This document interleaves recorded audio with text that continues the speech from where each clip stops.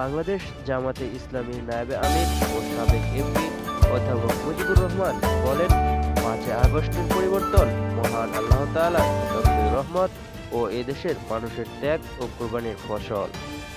তাই আমাদের বেশি বেশি আল্লাহর শুকরিয়া আদায় করতে হবে এবং জনকল্যাণে কাজ করতে হবে।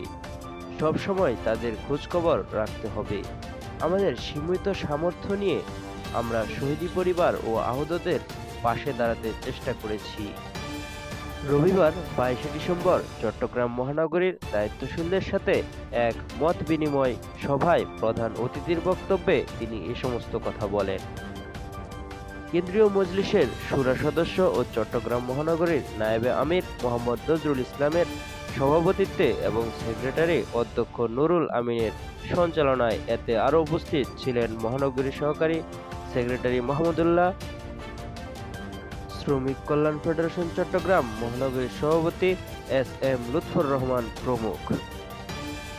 অধ্যাপক মুজিবুর রহমান বলেন, অন্তর্বর্তী সরকার রাষ্ট্রের বিভিন্ন ক্ষেত্রে সংস্কারের পরেই পরবর্তী নির্বাচনের আয়োজনের কথা বলেছেন। এই সংস্কার করতে তারা ৬টি কমিশনও গঠন করেছেন। সেখানে বিশেষভাবে গুরুত্ব দেওয়া হয়েছে দেশের নির্বাচন ব্যবস্থা সংস্কারে। আমরা চাই আগামী নির্বাচন যেন সুষ্ঠু ও দলীয় প্রভাব মুক্ত হয়। তিনি বলেন, কুরআন সুন্নাহ অনুযায়ী নিজেদের জীবন সাজাতে হবে।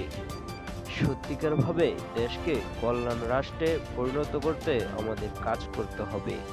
ব্যাপক দাওয়াতি কাজের মাধ্যমে কল্যাণ রাষ্ট্র প্রতিষ্ঠার পথ সুগম করতে হবে। সুলাইমান হোসেন সাদিক, উন্মুক্ত বাংলা।